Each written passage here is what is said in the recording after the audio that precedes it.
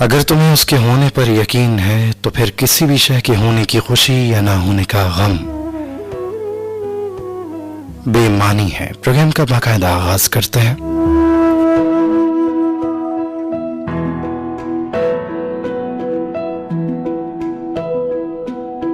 मैं मोहब्बत करने निकला, एक मोहब्बत के दायरे से निकला और अपने आप से मैं अपने दायरे से निकला और देखा मेरे घर में, खुद मेरे अपने घर में मेरी मोहब्बतों की जरूरत है।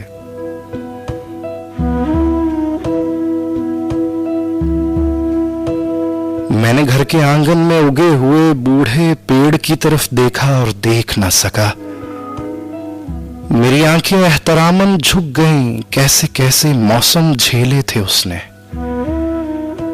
और उसकी इस्तकामत में फर्क ना आया था।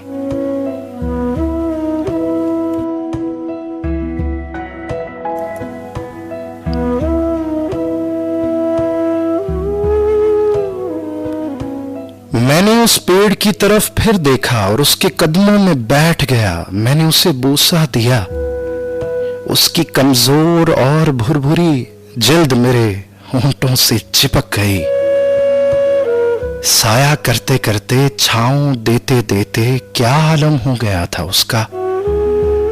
मेरा दिल दर्द से भर गया। एक शाख, एक दुबली पतली और साल खुर्दा शाख मेरे सर पर झुक आई है। कितनी शफकत, कितना तहफ्फुज था अब भी उसमें। मेरे इर्द गिर्द पत्ते आंसुओं की तरह गिरने लगे। जर्द और खिजा रसीदा आंसू। आंसू तो पहले ही आंसू होते हैं और अगर जर्द भी हो तो जहां गिरते हैं वहां पतझड़ के सिवा कुछ नहीं उगता। मैंने जल्दी से अपना दामन फैला लिया और सारे आंसू अपनी झोली में समेट लिए। मेरा दामन जर्द हो गया लेकिन मैं खुश था। चलो मैंने भी कुछ समेटा तो सही।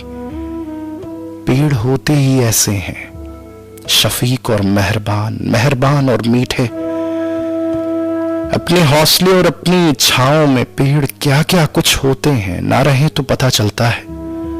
मैंने कहा, पेड़ मेरे वारिस, मेरे बादशाह, मुझे दुआ दो। मैं जाना चाहता हूं, मैं मोहब्बत के सफर पे जाना चाहता हूं। मुझे रुखसत करो, मुझे विदा करो, मुझे मुस्कुरा मुस्कुरा के विदा करो। कोई पत्ता ना गिरे, कोई आंसू ना छलक पड़े, आंसू छलक ना पड़े और मेरे हौसले भीग ना जाएं। विदा करो अभी कि मुझे वापस लौटना है। मैं मोहब्बत करने निकला। मैंने देखा वो गली जिसमें मेरा घर है बड़ी वीरान गली है।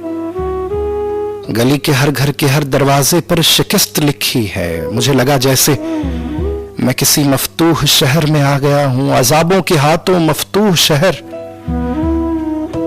हर दरवाजे पर शिकस्त लिखी थी और शिकस्त से कैद झांकती थी और कैद में जिंदगी सिसकती थी। जिंदगी सिसकती थी और सकता तारी हो जाता था। जिंदगी सिसकती थी और खामोशी फैल जाती थी।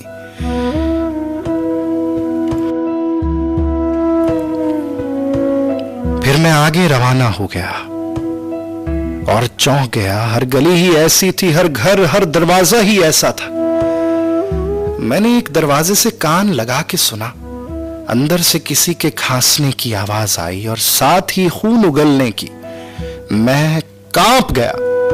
खून की बू मेरे नथनों से होती हुई मेरे वजूद में उतरी और यूं लगा जैसे किसी ने शरियानों में पिघला हुआ सीसा उंडेल दिया हो। मैंने एक और घर के दरवाजे से कान लगा के सुना। कोई बुड़बुड़ा रहा था किसी शदीद खौफ मजलूम की तरह। शिद्दत खौफ की वजह से जिसके मुंह से कुछ भी ठीक तरह से ना निकल रहा हो। ला यानी बुड़बुड़ाहट, बुड़बुड़ाहट गो ला यानी थी। फिर भी दीवार के अंदर उतर रही थी और दरवाजा चीरती जा रही थी। फिर मैं एक और दरवाजे से लगा। अंदर से आने वाले बैन साफ सुनाई दे रहे थे। वो बैन ही थे लेकिन बहुत मुख्तलिफ।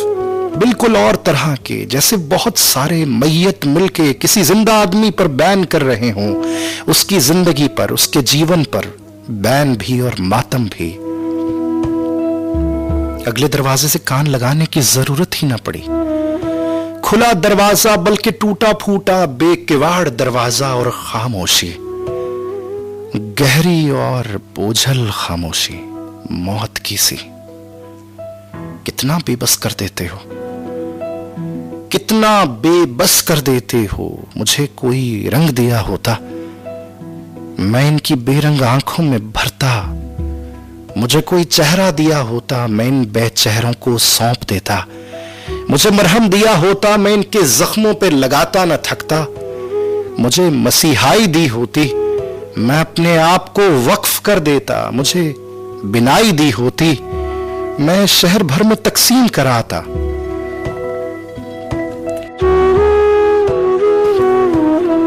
मुझे हौसला दिया होता, मैं तसल्ली देने के काबिल तो होता। मुझे मोहब्बत दी है और ज्यादा कमजोर कर दिया है। मोहब्बत जितनी ताकतवर है उससे ज्यादा कमजोर भी है। जिससे प्यार हो उसका दुख बर्दाश्त करने की ताकत कहां रहती है। मुझे राह दिखलाई होती, मैं उन्हें साथ लेके चलता। मुझे मंजिल बताई होती, मैं उन्हें रास्ते समझाता। किसके दरवाजे पे रुकूं, किसके दरवाजे से गुजर जाऊं। अब जिस सफर पे निकला हूं मैंने हटना नहीं है। मैं तो किश्तियां जला आया हूं, लेकिन किश्तियां जलाने से शक्ति कहां मिलती है। मुझे शक्ति दे। मुझे मोहब्बत दी है तो मोहब्बत का मौजज़ा भी। मुझसे ये सब देखा नहीं जाता, और नहीं तो मुझे कोई पड़ाव ही दिया होता। मैं यहां से कहीं भी ना जाता। उन दरवाजों का क्या करूं जिनके पीछे रिश्तों की जंजीरों में जकड़े हुए ख्वाब और ताल्लुकदारियों में उलझा हुआ एहसास और वफादारियों में महसूर तमन्नाएं चीखना चाहती हैं। चीख चीख के पुकारना चाहती हैं, पुकार पुकार के रोना चाहती हैं, रो रो के आजाद होना चाहती हैं। और उन दरवाजों का क्या करूं जिनके पीछे धड़धड़ाते हुए सीनों में वहशतें चुन दी गई हैं। आरज़ुओं की खेतियां बो के घुटन के सपुर्द कर दिया गया है। और उन दरवाजों का क्या करूं जिनके पीछे न जाने कौन कौन सी शराबी अपनी अपनी बेसाहिबानी की राख मांग में सजाए अच्छे वक्त के इंतजार में पत्थर हो गई है। पहली सड़क, पहली गली, पहला घर एक दानिशकदा था, जिसमें एक धीमे लहजे में बात करने वाला अपनी तमाम तर दानिश और हिकमत समेत सोया हुआ था। मैंने उसे जगाने की कोशिश की, वो नीम बेदार हुआ। नीम बेदार होकर उसने कहा, मैं आजीम हूं, आओ सो जाएं। साथ वाले कमरे से कुछ और नींद में डूबी हुई आवाजें आई। बहुत सारे लोग बैक वक्त अपनी अपनी आवाज बुलंद करने की फिक्र में थे। हर एक यही कह रहा था, मैं अजीम हूं और बस मैं ही हूं, और यहां कुछ भी अच्छा नहीं। एक ने कहा ये लोग अच्छे नहीं, एक ने कहा ये शहर अच्छा नहीं, एक ने कहा ये जमीन अच्छी नहीं, एक ने कहा ये कायनात अच्छी नहीं, एक ने कहा ये खुदा अच्छा नहीं। सबने मिलकर कहा, आओ आओ सब मिलके अपनी अपनी दुकानें चमकाएं, आओ सब मिलके सो जाएं या बस अपना अपना हिस्सा लेके खामोश हो जाएं। उन्होंने कहा और एक एक करके सोने लगे। जो पहले सो जाता दूसरा उस पर हंसता और उसके नथनों में तिनके चिभोता और लुत्फ लेता। सोने वाला थोड़ा कसमसाता, दो चार नंगी गालियां देता और दोबारा सो जाता। पूरे का पूरा मोहल्ला ही ऐसा था। जो मुख्तलिफ थे बस इतने कि दूसरों को कहते जाग जाओ और खुद फौरन ही ऊँघ जाते। कैसे लोग थे, कैसे लोग थे। मैं थोड़ा करीब गया लेकिन ज्यादा करीब ना जा सका। मैंने ढूंढना चाहा लेकिन वहां शराबी होती तो मिलती, और अगर शराबी होती तो सब सो ना रहे होते, बेकरार होते, बेचैन होते, मारे मारे फिरते। क्योंकि जहां शराबी होती है वहां नींदें भला कब होती हैं।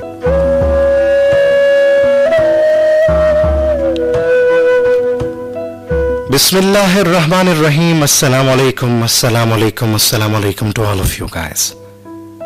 Thank you very much for tuning to One Above. Radio Pakistan FM 101 के बराह रास्त लाहौर के स्टूडियो से प्रोग्राम शवगप लेकर मेजबान आपका रहमान अनवर हाजिर है। पाकिस्तान का मायारी वक्त 10:20 और इस प्रोग्राम में हमारा और आपका साथ रहा करता है शब के 12 बजे तक। कैसे मिजाज हैं आपके, कैसे हैं, कैसे हाल हैं, कैसे अहवाल हैं, खैरियत से हैं, सब ठीक ठाक तो है ना?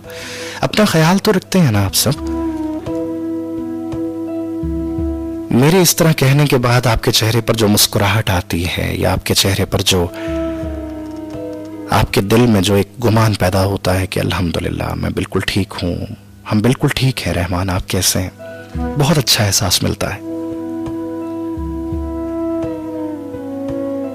मेरी रब्बे जुल जलाल से ये दुआ है कि आप जहां जहां पर हों, जिस जिस मुकाम पर हों, वहां वहां पर आपके लिए आसानियां हों, वहां वहां पर आपके लिए आपकी ख्वाहिश की ऐन मुताबिक तमाम जायज चीजें आपके बिल्कुल हक में हों, आपके लिए आसान हों। कोई भी चीज आपको परेशान न कर रही हो, कोई भी चीज आपके मन को तजब्जुब में न डाल रही हो। अल्लाह ताला आपको अपने हिफ्ज़ो अमान में रखे हमेशा।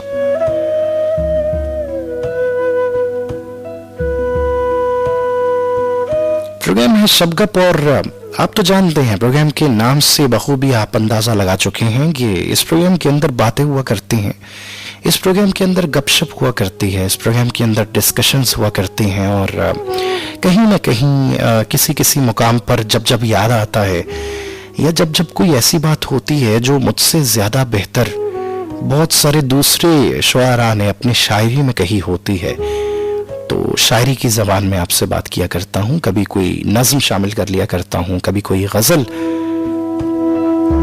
इसी तरह से हमारे ये 2 घंटे बातें करते हुए, एक दूसरे का मन बहलाते हुए, एक दूसरे को हकीकत से आशना करवाते हुए बीत जाते हैं, बिल्कुल एहसास नहीं रहता।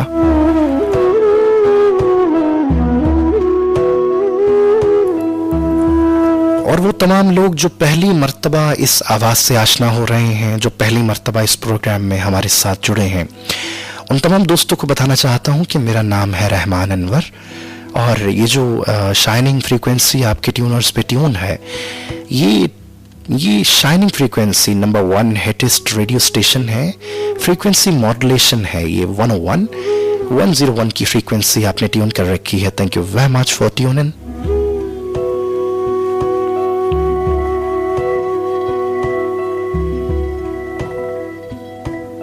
बहुत सारी बातें हुआ करती हैं जो मन के कैनवस के ऊपर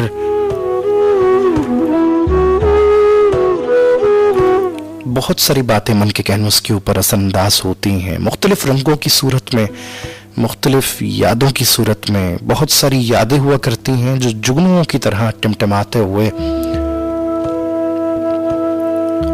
ख्याल की हसीन तस्वीर बनाते हुए आपके बिल्कुल करीब आ जाती हैं और आपसे बातें करती हैं अपने अपने अंदाज में।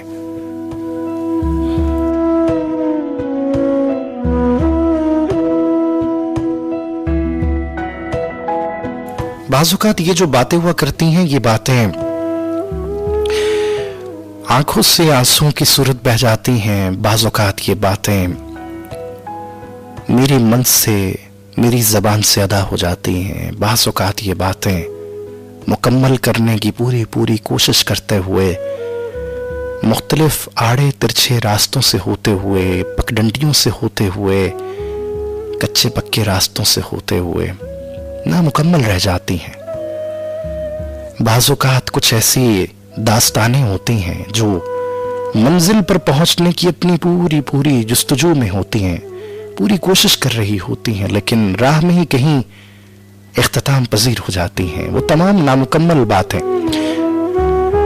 वो तमाम बेरब्त बातें, वो तमाम अधूरी कहानियां इस प्रोग्राम का हिस्सा हुआ करती हैं। बहरहाल प्रोग्राम का बाकायदा आगाज हो चुका है। 10:25 पाकिस्तान का मायारी वक्त है।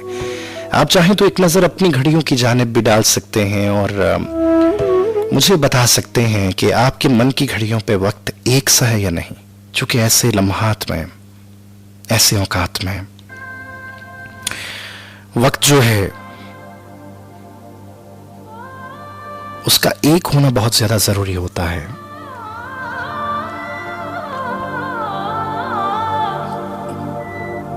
ये जो वक्त है ना, ये दरअसल तुमसे गुफ्तगू का वक्त है, लेकिन अभी तक फोन की घंटी पर एक संगीन खामोशी का पहरा है। घड़ी की सुइयां सीने में खंजर की तरह चुभने लगी हैं। वक्त कांटे की तरह हल्कों में अटका हुआ है। बस एक हेलो सुनने के लिए जिस्म जा का हर मसाम अब मुंतजिर है। हाँ, लज्जते एहसास से कुर्बे यार में डूबी हुई, बस एक हेलो सुनने के लिए, बस एक हेलो सुनने के लिए जिस्म जा का हर मसाम अब मुंतजिर है। लेकिन है जाने जहां क्यों खामोशी है, क्यों ये धड़कन सीना खाली की मेहराबों की तरह।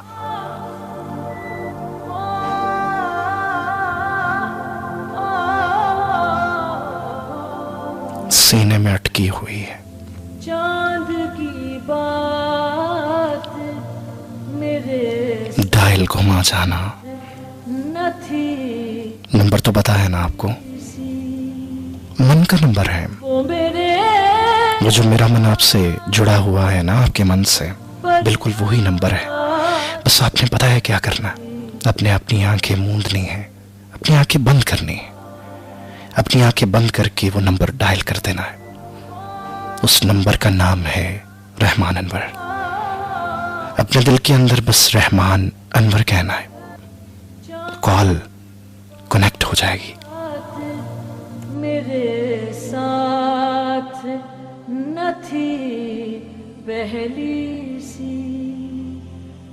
अच्छा, कुछ गीत ऐसे हुआ करते हैं, ऐसे गीत हुआ करते हैं कि वो डायरेक्टली आपके अंदर कहीं किसी खास किस्म के इमोशन से कनेक्ट हो जाते हैं। बाज़ औक़ात ऐसे लम्हात के अंदर आपको कुछ ऐसी चीजें हैं जो नजर आने लगती हैं। एक पिक्चर है जो सामने किसी दीवार पे, चाहे दीवार ना हो, उसके बगैर भी चलने लगती है। कहीं पे कुछ शबनम के ऐसे कतरे भी होते हैं जहां पे मुस्कुराना होता है, रोने लग जाते हैं। कुछ ऐसी जगह होती हैं जहां पे रोना होता है, हंसने लग जाते हैं। कभी कभी उन लम्हों को याद करते हैं कि हाँ, इस वक्त उसको बता देना चाहिए था, इस वक्त उसे कह देना चाहिए था। या फिर कभी कभी ऐसे भी होते हैं कि अपने आप से ही महवे गुफ्तगू होकर अपनी ही गलतियां निकालते निकालते अचानक सारी की सारी जिम्मेदारी उस चंचल, उस खूबसूरत इंसान के ऊपर धर देते हैं। मेरा तो कोई कसूर ही नहीं था, मैंने तो कुछ कहा ही नहीं था। देखो, मैंने उसको इतनी बार समझाने की कोशिश तो की थी। अब अगर जबान से लफ्ज़ अदा नहीं हुए, एग्जैक्ट वही लफ्ज़, तो उसको तो समझना चाहिए था ना। लेकिन कभी कभी सच कहते हैं आप भी, लफ्ज़ अदा करने जरूरी नहीं होता है, कहना जरूरी नहीं होता। वो था पहला सा मेरी जात न थी। पता नहीं क्या होता है, कुछ ऐसे अचानक से अजीब किस्म की सूरत हाल पैदा हो जाती है। ये समझ में नहीं आता कि अब रास्ता कौन सा है, अब किस जानिब को जाना है, किस जानिब को हमने रुख इख्तियार करना है, किस मोड़ के ऊपर रुकना है, किस मोड़ के ऊपर रुकना नहीं है। बिल्कुल इस चीज का एहसास नहीं होता। By the way, thank you very much for tuning to One Above. साथ रहेगा रात के 12 बजे तक, और अफसाना जो है 11 बजे के बाद शामिल करूंगा। मैं जानता हूं बहुत सारे लोग इस इंतजार में रहते हैं कि अफसाना अफसाना, इस प्रोग्राम में अफसाना हुआ करता है ना रहमान साहब? कहाँ है अफसाना? जी हाँ, बिल्कुल है अफसाना, और वो 11 बजे के बाद शामिल करेंगे।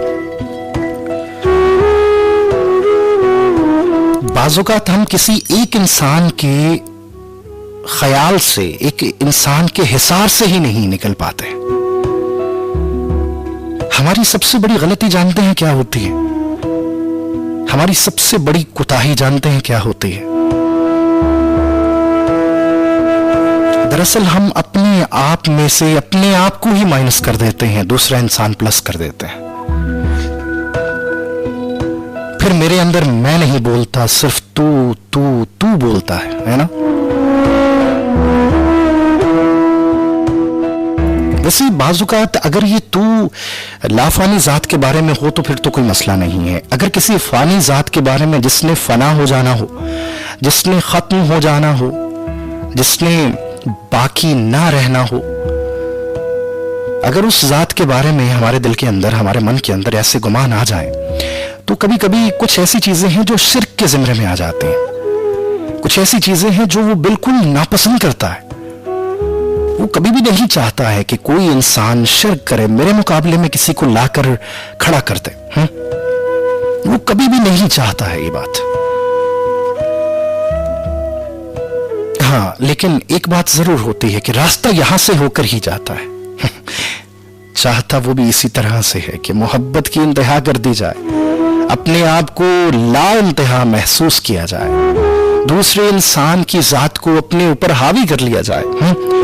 बाज़ौक़ात ऐसा जरूर होता है, लेकिन क्या है कि कभी कभी कुछ ऐसी घड़ियां होती हैं जब हमें आहिस्ता आहिस्ता वो रास्ता नजर आता है, जिस रास्ते से हमने अब उस याद से बाहर होते हुए, उस इंसान की जात से बाहर होते हुए लाफानी जात की तरफ जाना होता है। ये रास्ता वही अता करता है।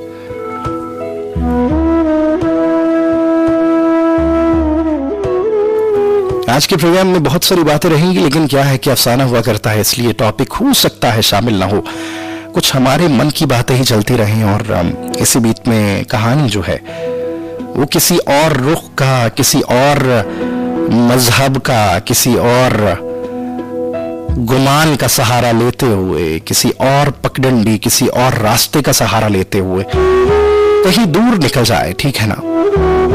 सो बाय द वे, ये प्रोग्राम जो है, इस प्रोग्राम के अंदर आपकी ही मन की तमाम बातें हुआ करती हैं। आपने बिल्कुल परेशान नहीं होना है, और नज़में Soundbox of the whole nation, FM 101.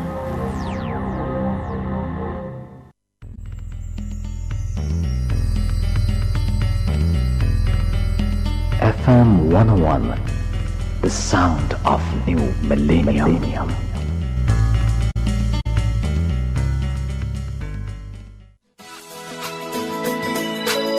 शुक्रिया, आपने FM 101 ट्यून किया। FM 101, the magic.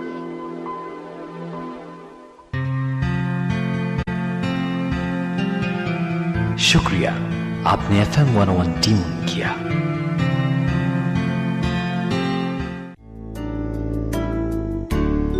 FM 101 international, आपके लिए।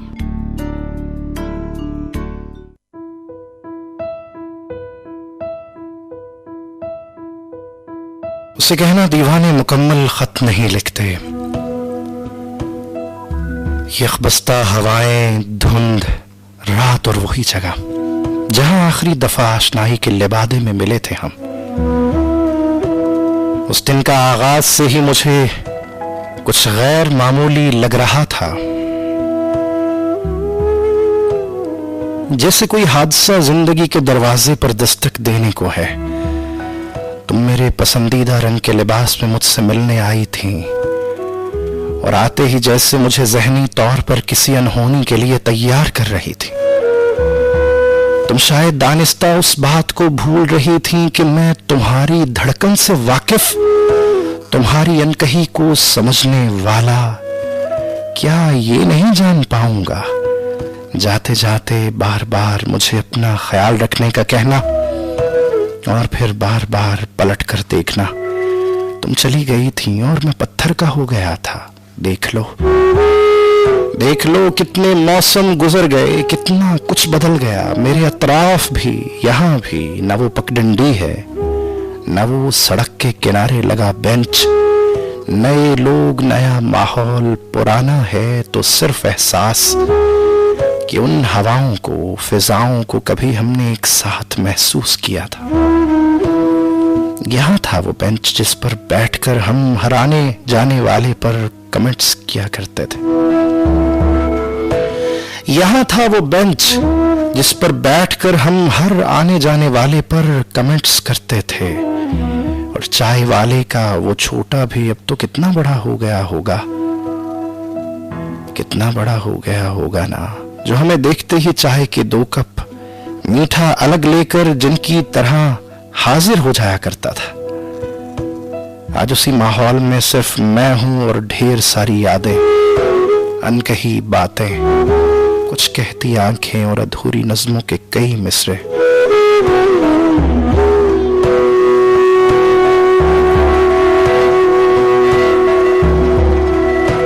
नहीं जानता कि तुम्हें आज की तारीख याद भी होगी या नहीं।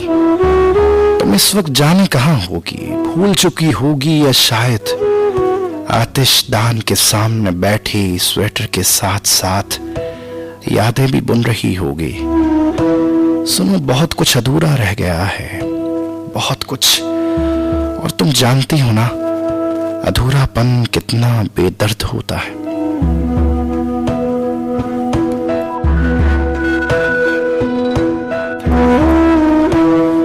By the way, once again welcome back. Thank you very much for tuning to One Above. Program है शबगप और मेजबान रहमान अनवर। हमेशा की तरह हमारी और आपकी मुलाकात हुआ करती है इस प्रोग्राम के अंदर। हफ्ते में 3 दिन 3 रातें आपके साथ बिताया करता हूँ। ये 2 घंटे बुध, जुमेरात और हफ्ते की रात को 10 से लेकर 12 बजे तक आपका साथ निभाया करता हूँ। ये साथ बहुत ज्यादा अच्छा महसूस होता है।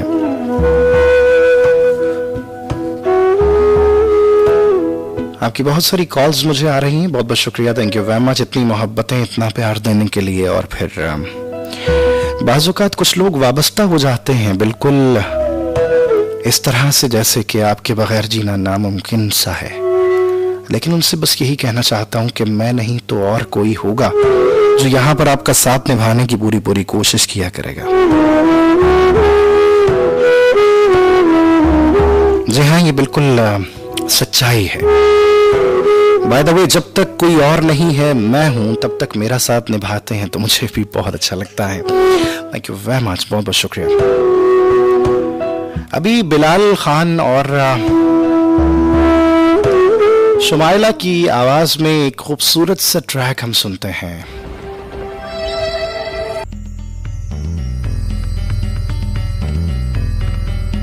FM 101, the sound of new millennium.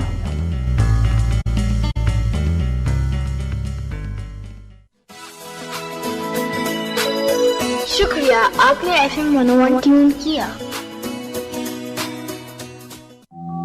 FM 101, the magic.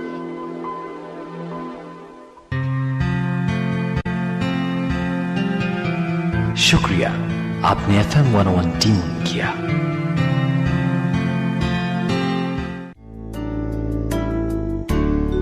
FM 101 international, आपके लिए।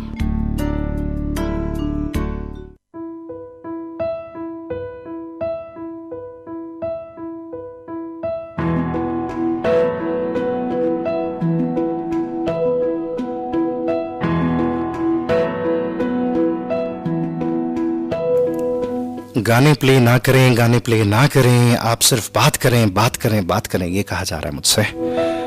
अच्छा, इतना ज्यादा जब पजीराई किसी को मिल रही होती है ना, तो अल्लाह ताला अपने हिफ्ज़ व अमान में रखे आप तमाम लोगों को, आप तमाम लोगों के सोचों को, जहनों को, आप लोगों के अपने ईमान को अल्लाह ताला महफूज रखे हमेशा। आप जानते हैं साइंटिफिकली एक बात अप्रूव्ड है कि किसी भी इंसान के साथ अगर आप वक्त बिता रहे हैं, वो चाहे कितना ही गहरा ताल्लुक है आपका उसके साथ, लेकिन 15 मिनट से ज्यादा इंसानी दिमाग किसी दूसरे इंसान की आवाज को या बात को बियर नहीं कर सकता। ये साइंटिफिकली अप्रूव्ड है चीज। लेकिन अगर आप 2 घंटे मेरे साथ बिता रहे हैं तो ये बहुत बड़ी बात है। यानी कि 2 घंटे में कम से कम मेरी जो डिस्कशंस के दिन होते हैं, जैसे कि बुध जुमेरात, जरा हफ्ते की रात को डिस्कशन जरा कम करता हूँ। उसकी खास वजह ये होती है कि फिर उसके बाद लगातार एक डिस्कशन का अमल होता है। 11:15 से लेकर आगे अफसाना शामिल करता हूँ। कभी कभी वो 45 मिनट तक चला जाता है, कभी 50 मिनट तक, कभी 30 मिनट तक। तो इस तरह से बड़ा लंबा डिस्कशन का अमल हो जाता है। इसलिए अपनी जो जाती डिस्कशंस है, अपनी जाती जो गुफ्तगू का एक अमल, एक दौरानिया है, उसको जरा कम रखता हूँ इस प्रोग्राम के अंदर, ये जो आप प्रोग्राम सुन रहे हैं। लेकिन बाकी जो 2 प्रोग्राम है उनके अंदर कम से कम जो बोलने का दौरानिया है वो 1 घंटे से ऊपर चला जाता है। बहुत लंबी डिस्कशंस होती हैं, लेकिन उस दौरान में भी आप कम से कम 1.25 घंटा मेरी आवाज को, मेरी बातों को बियर करते हैं। बहुत बड़ी बात है। Thank you very much. मुझसे अमल ने एक सवाल पूछा है।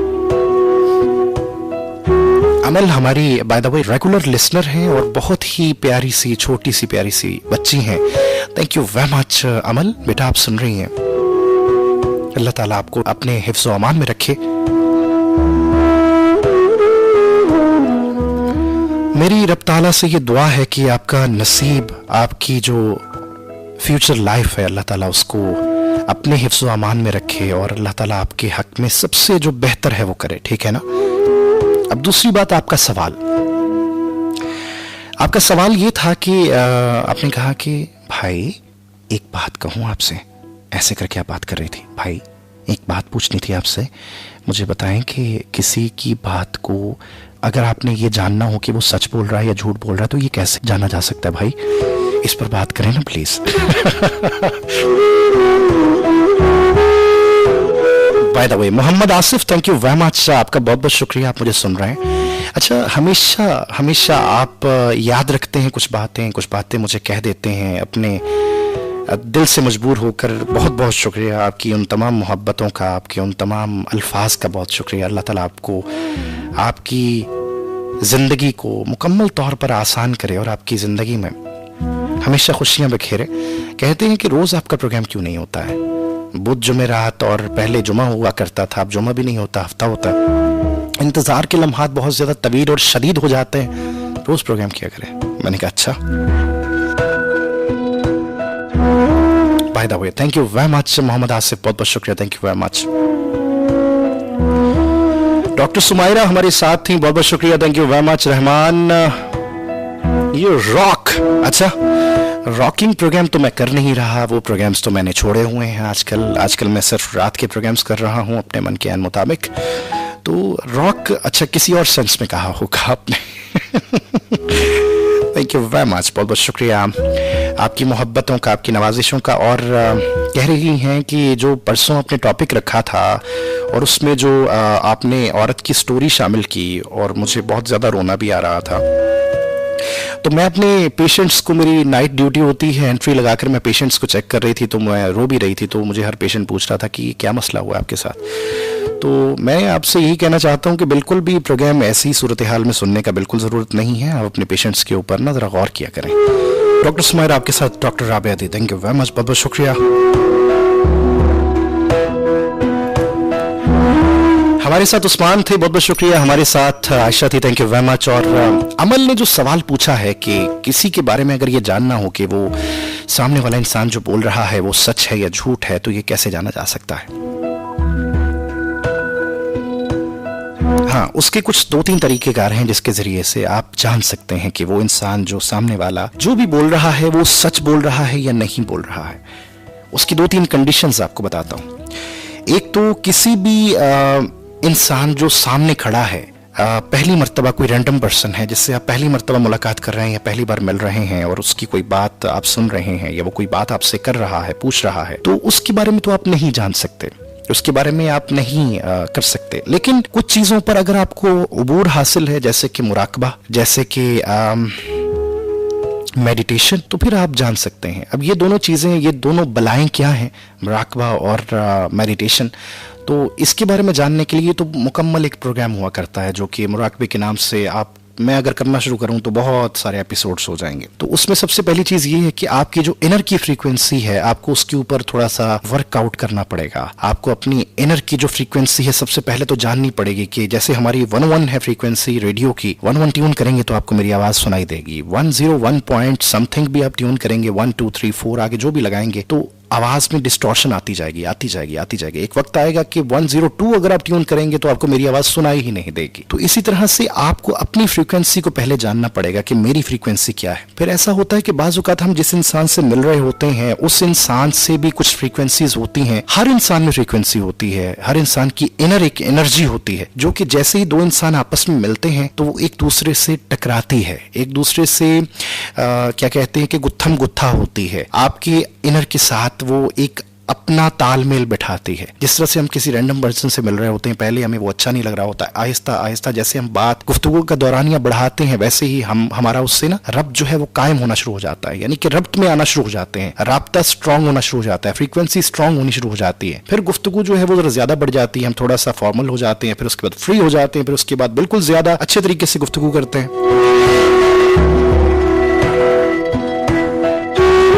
तो ये बात होती है अमल, उस पर थोड़ा सा अपने आप को वर्कआउट करना पड़ेगा। बाय द वे, इसके साथ साथ एक और चीज भी है। बता मैं ये रहा था कि एनर्जीज जो दूसरे इंसान के अंदर होती हैं वो आपसे टकराती हैं। कभी कभी आपको ये एहसास मिलता है कि नेगेटिव एहसास मिलता है। अगर आपकी पॉजिटिविटी, अगर आपके अंदर पॉजिटिविटी की मिकदार ज्यादा है, आपके अंदर पॉजिटिव एनर्जी ज्यादा है, तो दूसरे की नेगेटिव एनर्जी को पॉजिटिव कर सकती है। लेकिन अगर आपके अंदर पॉजिटिव एनर्जी कम है और उसकी नेगेटिव एनर्जी आपकी पॉजिटिव एनर्जी के ऊपर भारी हो जाती है तो फिर आप नेगेटिव हो जाते हैं। ये बहुत ही गुत्थम गुत्था, बहुत ही अंदर का उलझा हुआ मामला है, इसको भी डिस्कस करेंगे किसी प्रोग्राम के अंदर। लेकिन अभी फिल वक्त के लिए जानने के लिए सबसे आसान जो फार्मूला है वो ये है कि आप उस इंसान की आंखों में देखें। आंखों में देखने के बाद वो इंसान जब बोल रहा है तो वो कितना ज्यादा स्ट्रांग होकर बोल रहा है, ये समझने की कोशिश करें। वो लाउड एंड क्लियर है या नहीं है, वो कुछ दबाकर, कुछ बहुत ज्यादा छुपाकर बोलने की कोशिश तो नहीं कर रहा है। वो आंखें आपसे मिलाकर या फिर आपसे आंखें चुराकर बात कर रहा है।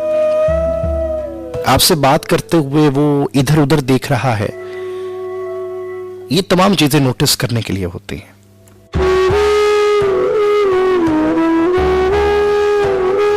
आहिस्ता आहिस्ता जब आप उससे कुछ सवालात करते हैं, कुछ बात करते हैं, फिर उसमें जो एक मेन चीज आपने नोटिस करनी होती है कि जो बात आपके साथ हो रही है उसमें आपके साथ बात करने में उस इंसान का मफाद क्या है।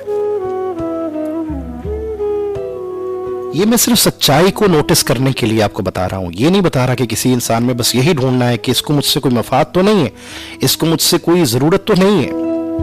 बाज़ औक़ात आप साहिब इस्तिताअत होते हैं, लोग अपने मफाद के लिए आपसे मिल रहे होते हैं कि यार ये कुछ ना कुछ हमें अता कर देगा। जैसे कि वो पैसा भी हो सकता है, वो इल्म भी हो सकता है। मैं इस चीज के बिल्कुल खिलाफ नहीं हूं कि कोई इंसान अगर इल्म हासिल करने की नीयत से आपसे मुलाकात करे और उसका मफाद ये हो कि आपके साथ बैठेगा तो उसका जो इल्म में इजाफा हो जाएगा, ये तो बहुत अच्छी बात है। आप साहिब इल्म हैं तो आपको आपसे बात करने में उसको खुशी होती है, आपसे बात सुनने में उसको खुशी होती है, उसको कुछ ना कुछ मिलता है। हम पॉजिटिव तरफ जरा रहेंगे ज्यादा, लेकिन नेगेटिव चीजों को इसलिए टच करते हैं कि जमाना जो है वो सिर्फ पॉजिटिव पे नहीं टिका हुआ, नेगेटिव और पॉजिटिव दोनों चीजें होती हैं।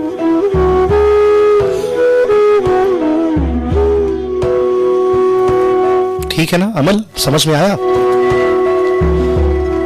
11:06 यानी कि हमारे पास टाइम जो है ना वो बिल्कुल हवा की तरह उड़ता चला जा रहा है।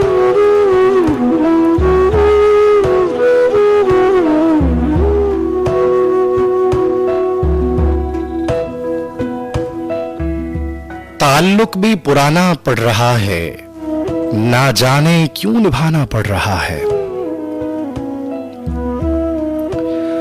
ताल्लुक भी पुराना पड़ रहा है, न जाने क्यों निभाना पड़ रहा है।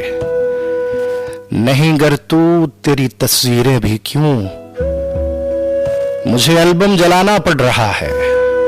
उसे मुझ पर यकीन आना नहीं है, मगर सब कुछ बताना पड़ रहा है। मुझे दिल से बहुत अफसोस है जी, मुझे अब दूर जाना पड़ रहा है।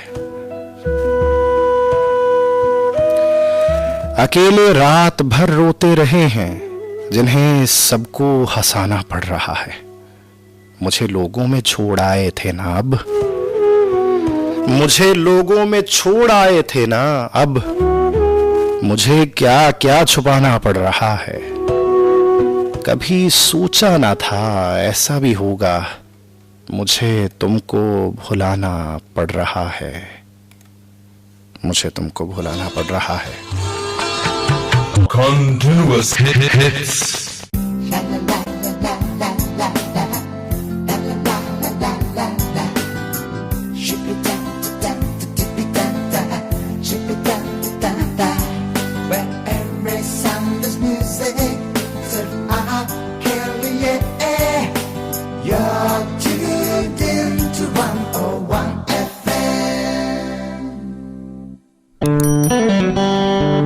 सुन रहे हैं FM 101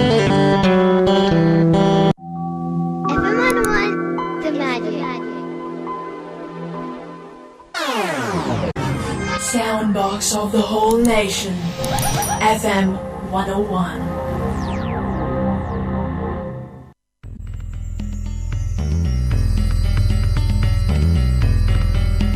FM 101, the sound of new millennium.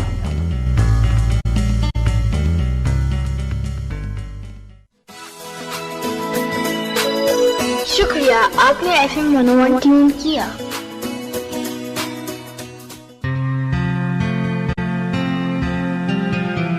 शुक्रिया, आपने FM 101 ट्यून किया।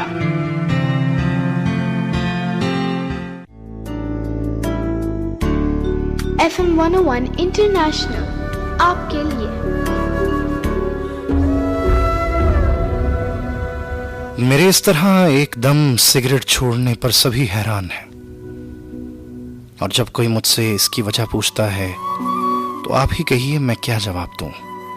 यही ना कि मुज़र चीज थी, छोड़ दी। जब मैंने इशारा आम में सिगरेट पीने शुरू कर दिए तो अम्मी ने 10-10 के 2 नोट मेरे हाथ पर रखकर कहा, ले आज से तौबा कर कि आइंदा सिगरेट पीऊं तो अपनी अम्मी का खून पीऊं। मैंने नोट जेब में डाल लिए, कान खुजाया, नाक साफ की, गले की खराश दूर करके अम्मी के गले में बाहें डाल दी और तौबा कर ली। उन्होंने फरते मोहब्बत से मेरी पेशानी चूम ली। वो मेरी सेहत के मुतालिक हर वक्त परेशान रहती थी। दूसरे दिन जब वक्त देखने के लिए उन्होंने मेरी कोट की गलत जेब में हाथ डाल दिया, जहां सिगरेट की एक डबिया पड़ी थी, तो मैंने करवट बदलकर दीवार की तरफ मुंह कर लिया। जिस्म पर पसीने की हल्की सी यूरश हुई और 10-10 के 2 नोट और एक बोसा मेरे माथे पर एंटी फ्लोजेस्टेन के पलस्तर की तरह चिमट गए। अम्मी ने कहा 9:45 और अब्बा जी लिफाफे पर पता लिखकर बोले, ले भाई तेरे साथ एक सौदा करते हैं, एजाज। क्या? मैंने फिर करवट बदली।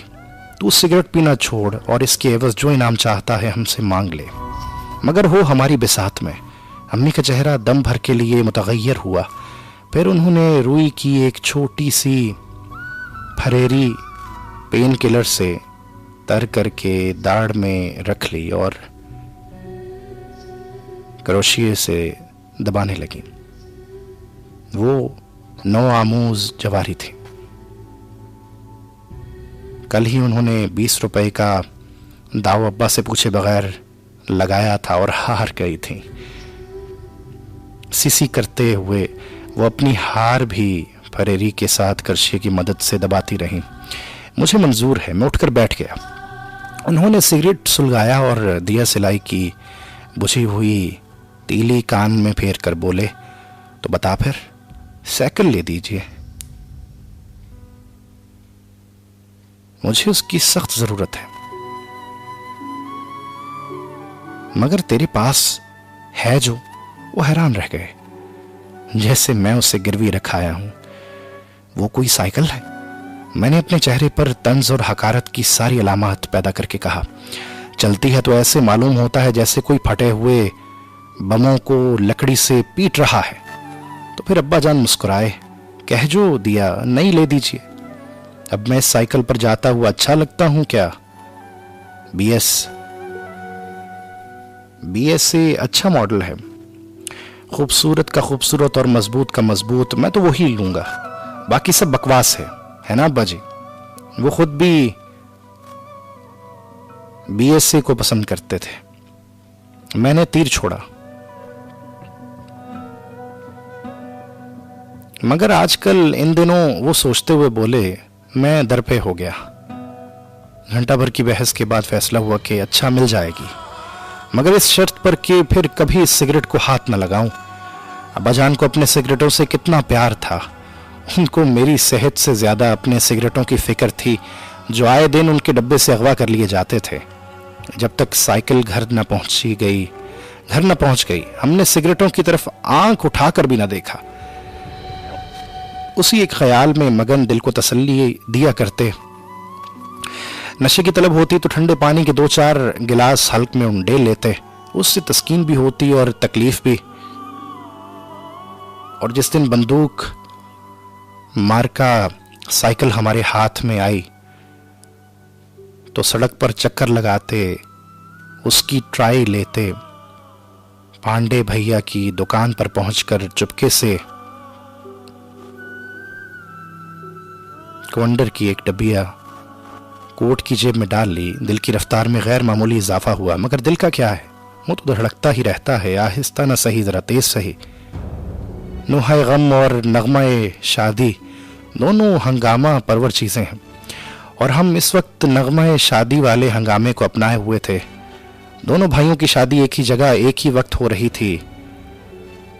घमसान का रन था, खूब गिल हुआ, चिख मचा, हर कोई नफसा नफसी और आपाधापी का शिकार हो गया। सामने के मैदान में बारात के लिए शामियाना नस्ब किया गया, ईंटें जोड़कर गुसल खाना और मूत्रियां तैयार की गईं। रौनक बढ़ाने के लिए रंग बिरंगी झंडियां, नीले पीले बल्ब लगा रखे थे। हर दरवाजे पर सुनहरे हरफों वाला वेलकम का बोर्ड बादले नाखास्ता लटक रहा था, और मेरे परसों दर्रे ये कि इस शोर में एक बिगड़ा हुआ लाउडस्पीकर भी इसी तरह खपा दिया गया था जैसे दिवाली के पटाखों में किसी ने बहुत ही भौंकने वाले कुत्ते को पट्टा डालकर बांध दिया हो।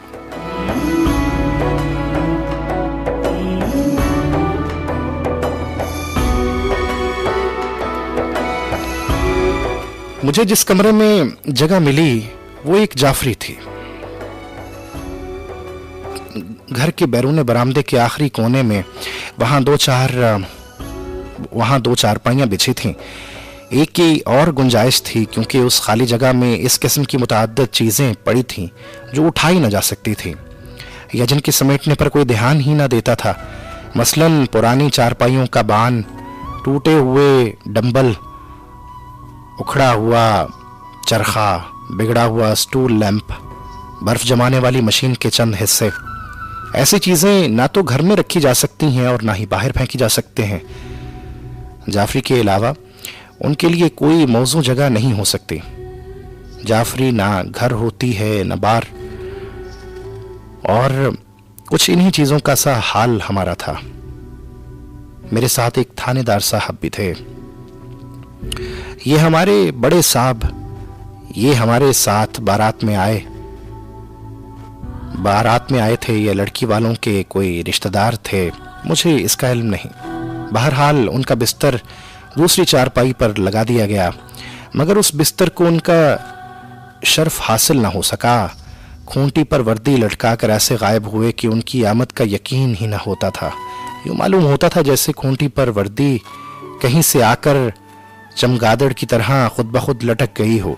साथ वाले कमरे की 2 खिड़कियां जाफरी में खुलती थीं। यहां दोनों दुल्हनें मांझे बैठी थीं। कभी कभार हल्की सी खुसर पुसर या दबी दबी हंसी की आवाज इस कमरे से बुलंद होती और फिर खामोशी छा जाती। मेरी पाइंती की तरफ मेज पर एक ग्रामोन और एक एम्पलीफायर पड़ा था। यहां से 2 तारें बाहर बांस से बंधे हुए भोंपों को जाती थीं और सरहाने की तरफ एक तपाई थी। इस पर एक फटा हुआ रिसाला और ऊन का 2-3 गज लंबा उलझा हुआ तागा पड़ा था। तपाई पर स्याही, जमे हुए दूध और खड़े हुए पॉलिश के निशान थे। दीवार पर 3 साल पुराना असगर अली मोहम्मद अली के 100 बरस के राज वाला कैलेंडर लटक रहा था। चारपाई के नीचे अनगिनत पुराने बूट, स्लीपर, सैंडल और पोटोहारी जूते पड़े थे और फर्श पर गर्द के अलावा सुर्ख सुर्ख बजरी के छोटे छोटे जर्रात जो जूतों के साथ अंदर चले आते थे गालचे की तरह बिछे हुए थे। ये जगह अच्छा खासा कमरा ही तो थी, फिर यहाँ बैठकर हर कोई इधर उधर की हर चीज का जायजा अच्छी तरह से ले सकता था।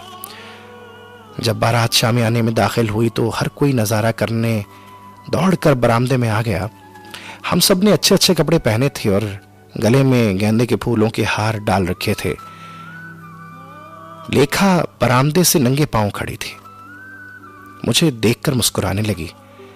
मैंने हार गले से उतार कर हाथ में पकड़ लिया और उस पर वो हंसने लगी और मैंने घबरा कर अपना हार साजी के गले में डाल दिया। शहबाला के जितने भी हार हों कम है। मैं लेखा से बहुत पहले का वाकिफ हूं।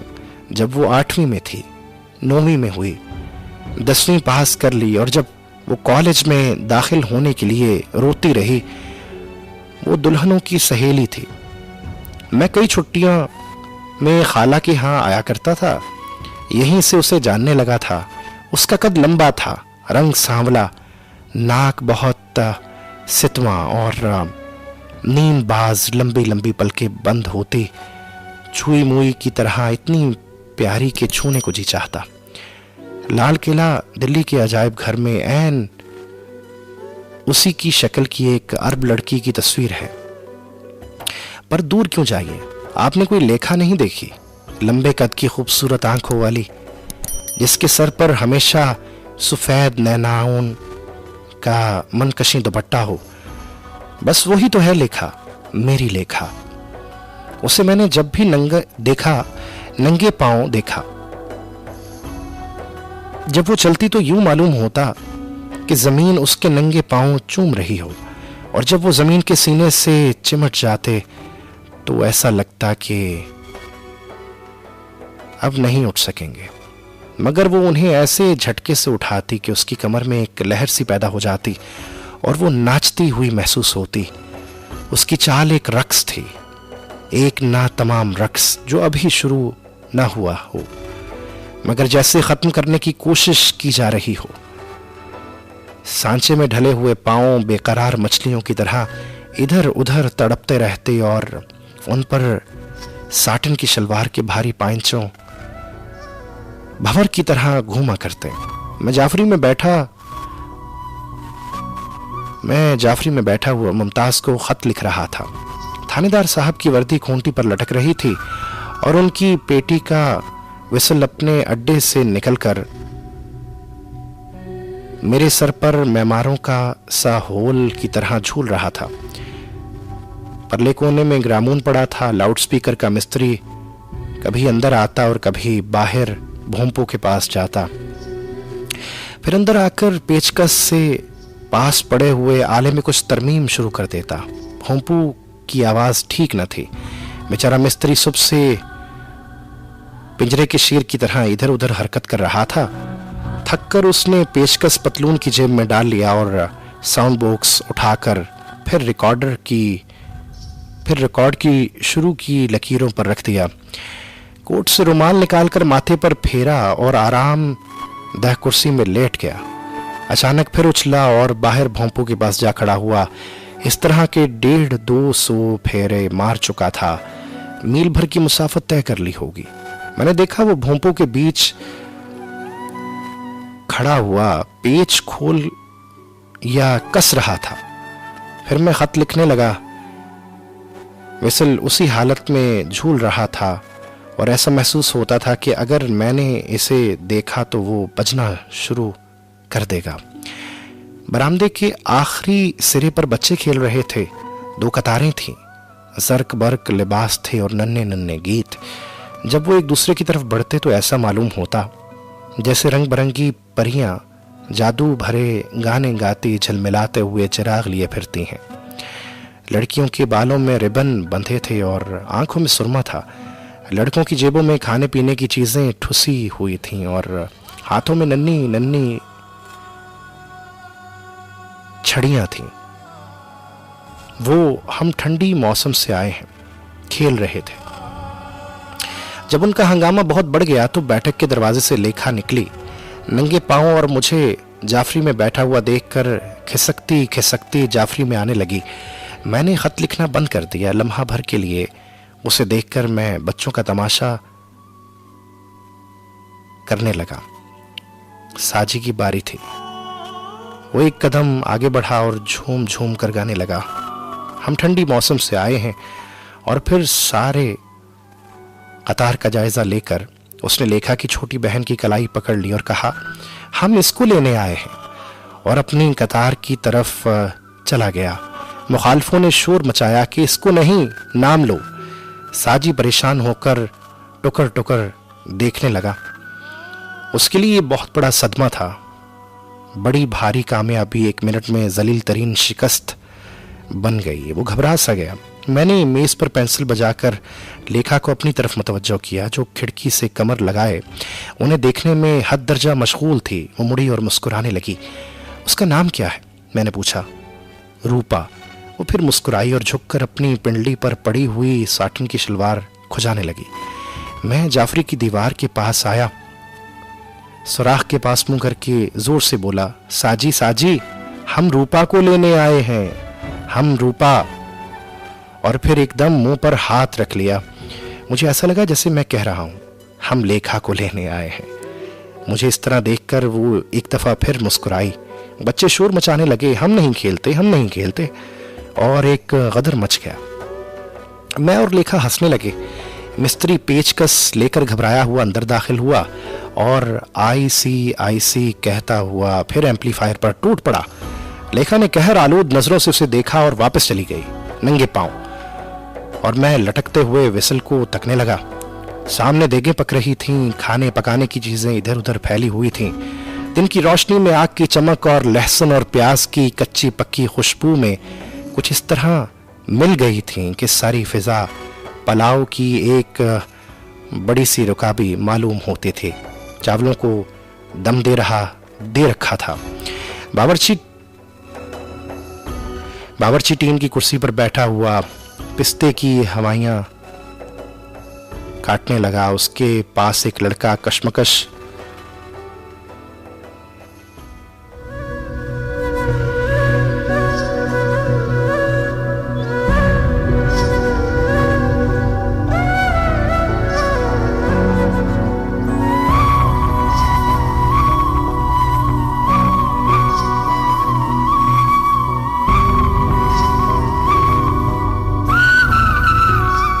और लड़के चीनी की रुकाबियां गर्म पानी खंगाल रहे थे। वो ललचाई हुई नजरों से किशमिश को देखते और हसरत से उस लड़के के जो हर 2 मिनट के बाद 10-15 दाने मुंह में डाल लेता और फिर उस फुर्ती से चबाता कि देखने वालों को पता न चल सके। उसने अपने सर को दोनों घुटनों में दबा रखा था। बावर्ची ने पिस्ते की थाली जमीन पर रख दी और टीन की कुर्सी की पुश्त पर पल पड़ा। वो जरा सी देर के लिए कसमसाई, चुरचुराई और फिर खामोश हो गई। इस दफा मुस्लिम लीग जीतेगी, उसने फन्ना पकड़कर टोपी अपने सर से खींची और उसे उंगली पर घुमाने लगा।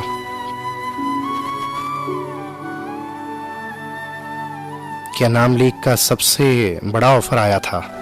हमारी तो सारी की सारी बरादरी का नाम उधर ही देगी। अपने बाप दादा तो सारी उम्र बिकते ही रहे हैं, पर हमसे तो वो नहीं हो सकता कि इतने रुतबे के आदमी को वो ना माने और दूर पुली लेकर भगत जाएं इधर।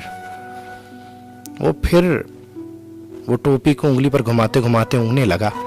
लड़के ने दोनों हाथों से किशमिश पर धावा बोल दिया था। बावर्ची ने एकदम आगे खोल ली। खाए जा, खाए जा, तेरे बाप की गांठ से थोड़ी जाता है।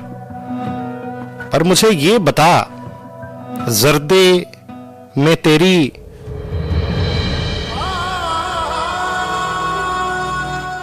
लड़के ने शर्मसार होकर सारा सर घुटनों में घसीट लिया और रुकाबियां साफ करने वाले खिलखिलाकर हंसने लगे और देर तक हंसते रहे। जहीर भैया जाफरी में आए, मुझे इस तरह बैठा देखकर हैरान रह गए। अरे तुम यहां हो, शादी में क्या रूखा चेहरा बना रखा है। उन्होंने मेरे कंधे पर हाथ मारकर कहा, यहां आए हो तो रोमांस लड़ाओ, ऐसे मौके हर रोज नहीं मिला करते। कुछ है प्रैक्टिस। मुझे उनकी ये बात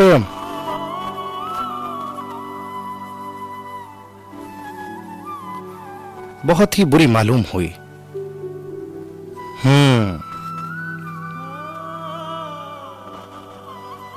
छम से अगर कोई आ जाए तो क्या हो, सोच रहे थे और वो धम से आ गए।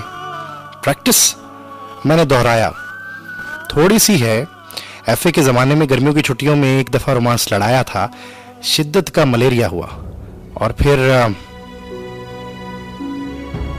फिर पायवेरिया हो गया। फिर से इस हरकत की जरूरत नहीं की।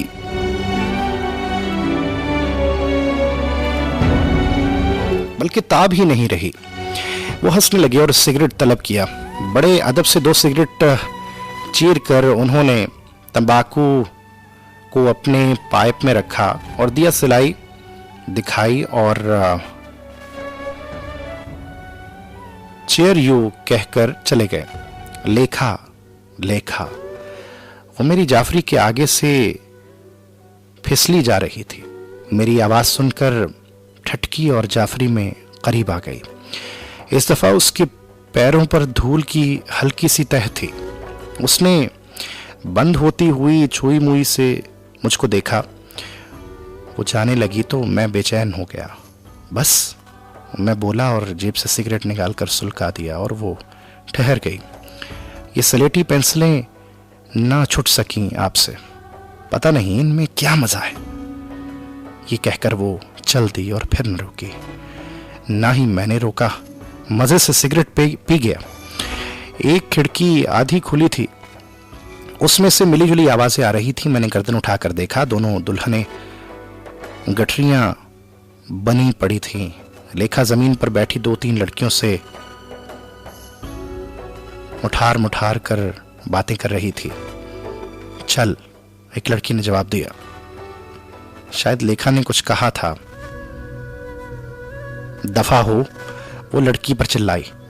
इस दफा भी मुझे लेखा के अल्फाज सुनाई न दिए।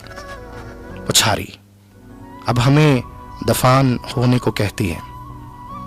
अब कि उसकी आवाज साफ सुनाई दी। ले भाई, नाराज हो गई हो? उस लड़की ने चमकार कर कहा। दफा के माने पता है क्या है? सुनो, उसका मतलब है खुदा करे तुम्हारा ब्याह जल्दी हो और तुम अपने खामद के साथ फौरन चली जाओ। वाह हरी मेरी मटकू, अपनी इस नई डिक्शनरी को कब शाया करोगी? लेखा ने पूछा और वो हंसती हुई उसके गले से चिट गई। मैं आज तक दफा के मानी गलत ही समझता रहा था। अगले दिन बड़ी चहल पहल थी। लाउडस्पीकर कुछ ठीक हो गया था और दिन भर गला फाड़ता रहा।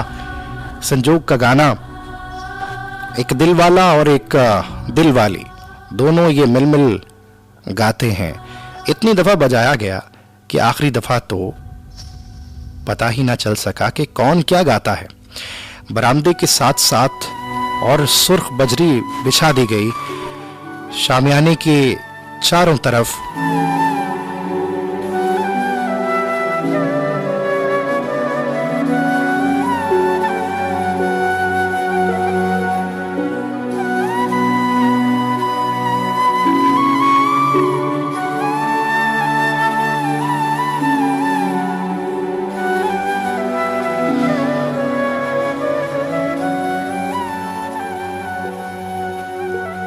शामियाने के चारों तरफ हरे पीले बल्बों वाला वेलकम लटका दिया गया।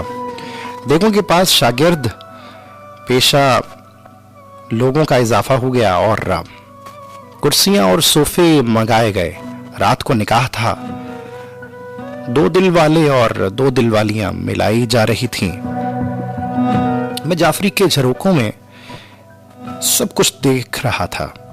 रेशम में लिपटी हुई एक मानूस सी बिल्ली लड़की सबकी निगाहों का मरकज बनी हुई थी। कंधे पर मुन्नी बैग लटक रहा था।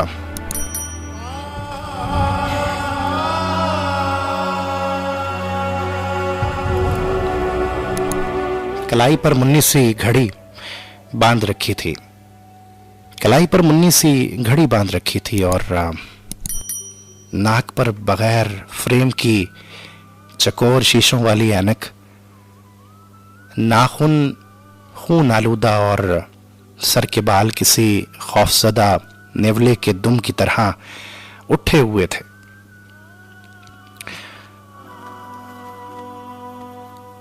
कमरे से निकलकर बरामदे में आती, वहां से शामियाना और बरामदे के दरमियानी जगह जरा ठहरती और वापस अंदर चली जाती।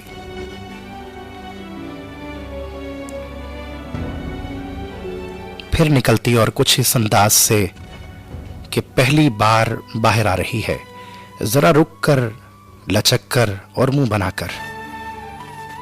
जब वो 11वीं दफा बरामदे में आई तो जहीर भैया जाफरी की ओट में से इरशाद गर्म पानी के हमाम की तरफ से और मुनीर बरामदे के परले कोने से जहां चक लटक रही थी उसकी तरफ एकदम बढ़े।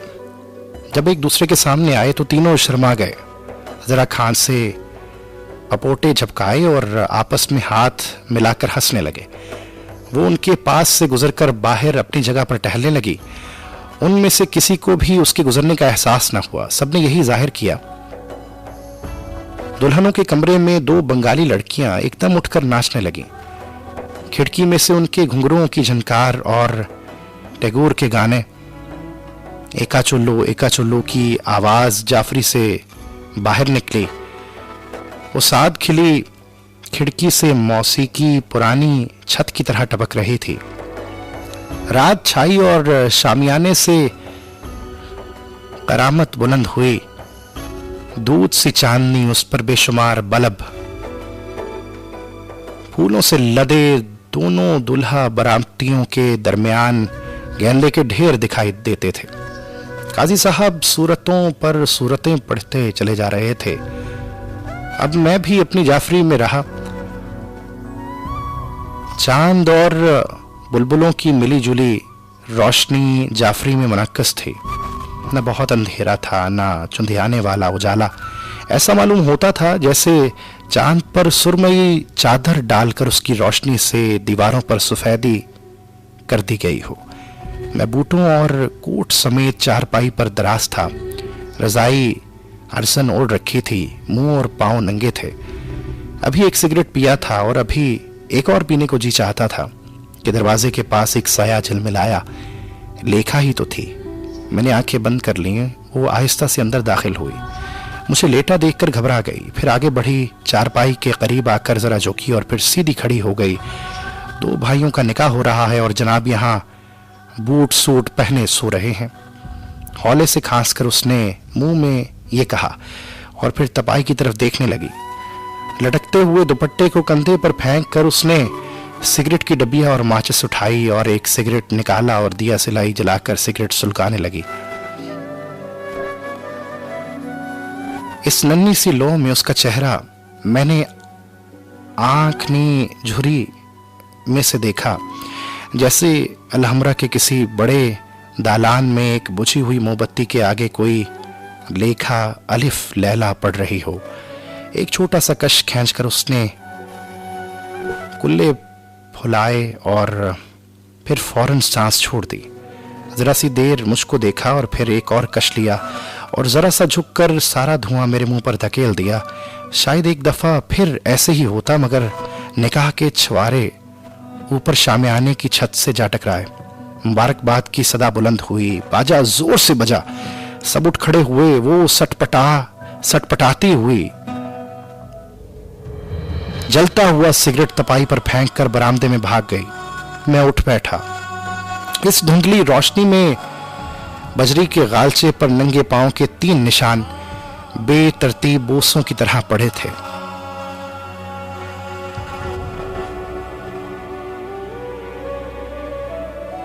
मैंने तपाई पर से सुलगता हुआ सिगरेट उठाकर उसे देखा। कारक वाली जगह गीली थी। उसे होंठों में दबाया, कश नहीं खींचा और फिर सिगरेट बुझा दिया और रुमाल में लपेटकर कोट की अंदरूनी जेब में रख लिया। फिर पासिंग शो के बाकी माइंदा सिगरेटों मां डिबिया मरोड़ तरोड़ कर जाफरी के मुखे में से दूर दूर तक फैली हुई दूधिया चांदनी में फेंक दिए।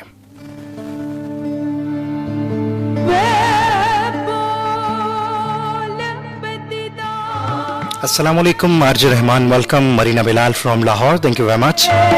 जहां मिजाजी खत्म होता है वहां से हकीकी शुरू होता है, चाहे वो बंदगी हो या इश्क। अस्सलाम वालेकुम, RJ Rahman welcome, Marina Bilal from Lahore, thank you very much, बहुत बहुत शुक्रिया मरीना। टाइम हमारे पास बहुत ज्यादा कम है, 11:52 ऑलरेडी हो चुके हैं और इजाजत लेने का वक्त बिल्कुल करीबान पहुंचता है, क्योंकि इस प्रोग्राम के अंदर अफसाना शामिल करते हैं और अफसाने के बाद टाइम कभी कभी हमारे पास बहुत ज्यादा कम होता है और आज की तरह टाइम जो है वो बिल्कुल कम है। बाय द वे हमारे साथ सनी चनियोटी हैं और एम एजाज अली हैं, हमदुल्ला मला खैर, thank you very much. Chaudhry Waseem, Nimra Naina, thank you very much. Ashiq हमारे साथ मौजूद हैं, Imran Rafiq, thank you very much, बहुत बहुत शुक्रिया। अस्सलाम वालेकुम, वेलकम।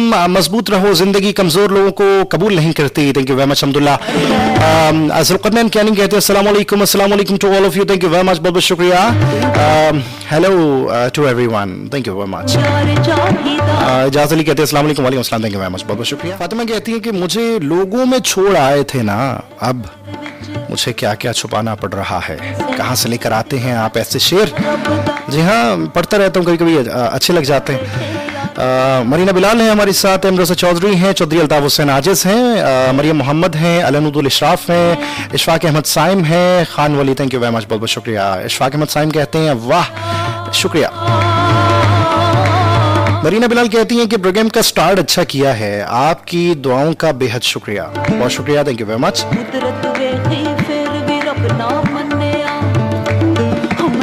उम्मे जुनैद कहती हैं सलामत रहिए, ढेरों दुआएं आप सबके लिए, थैंक यू वेरी मच, बहुत बहुत शुक्रिया। फाइजा कहती हैं कि प्रोग्राम में अफसाने की जो आखिरी लाइन होती है ना, आप एक बार ना चीर के रख देते हैं। अच्छा शुक्रिया। आज तो बस ऐसे ही गला जो है वो साथ नहीं दे रहा है, इसलिए सही से पढ़ नहीं पाया। मरीना बिलाल, अली भक्कर से thank you very much, Shahjahan Khan बहुत बहुत शुक्रिया, Faisal Sulaiman, Adil Khan Khalid, thank you very much. Majid Aban हमारे साथ मौजूद हैं, Chaudhry Awais, thank you very much, Bushra Alvi, thank you very much, Razi बहुत बहुत शुक्रिया, Azeem Jat, thank you very much, Hira बेटा, thank you very much, Hassan Raza, Rifat, thank you very much, Abdul Qadeer Aman, thank you very much, खानसा Qamar हमारे साथ मौजूद हैं, thank you very much, Fatima बहुत बहुत शुक्रिया, Shahbaz Jafri, thank you very much, Malik Junaid, thank you very much, Neha Nainwani, thank you very much, बहुत बहुत शुक्रिया।